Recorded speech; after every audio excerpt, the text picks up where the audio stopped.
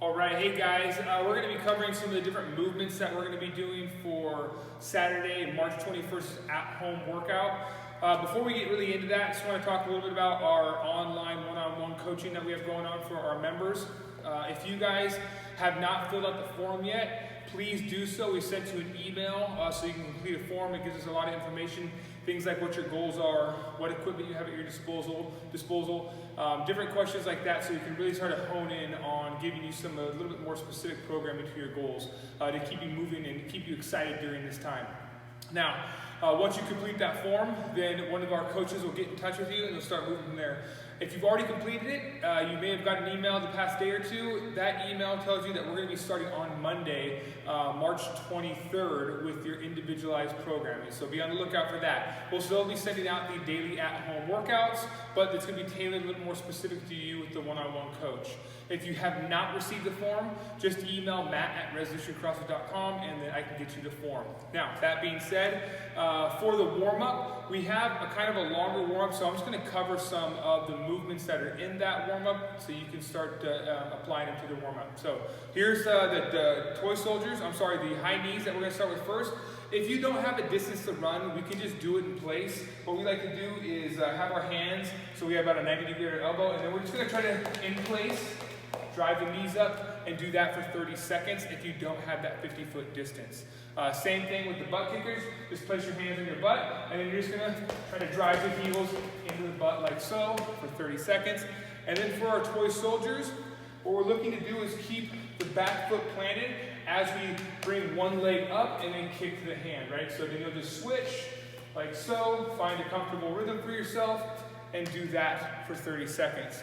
Next, we have the inchworm with a push-up and the down dog. It's going to look something like this. So feet start about hip-width apart. Drive those hips back. You're going to walk out. Give yourself a push-up. And then down dog. Right? Then you'll walk your hands all the way back. Remember, we're holding that down dog for about 5 seconds. Next, we have our dead bug. So we're going to have it 90 degrees at the knees. 90 degree at the hip, reaching our hands to the ceiling. We're just going to get a big crunch, and we're going to be holding that for 30 seconds. And then we have our jackknife sit-ups. So we'll start with our hands behind us, and we're going to tuck in and sit up like so, right? So tuck, crunch, and alternate legs, and we'll be doing that for 30 seconds as well. Now, on to some of the movements in the workout. We have our air squat, our basic air squat. Do your best to work for a full range of motion. What we're looking for is feet start to hip width apart. We drive those hips down so we get our hip crease below the top of our knee, and we come back up to full extension. So just your squats like that. If you need, you can always use a chair for a surface to make sure you're covering a good range of motion. Next, we have our handstand push-ups. So if we're not doing our handstand push-ups against a wall, if we don't have something we can use, like I don't want to use this wall for our handstand, I could use a chair to kind of give myself a very similar situation. So I put my feet somewhere in the middle, and then walk my hands back. So I drive my hips up high in the air, and then now I'm just going to tuck the elbows, kiss the head to the floor, and then right back up.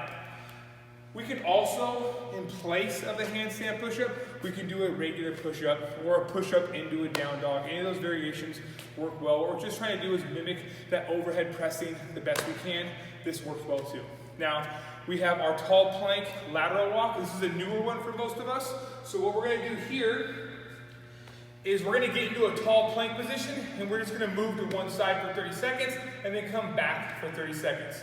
So it's going to look something like this. We're going to get it nice and tight, and then we're going to take a step and a step, a step and a step, just like so. The goal is to try to keep your hips from shifting as much as you can and move both your arm and your leg at the same time.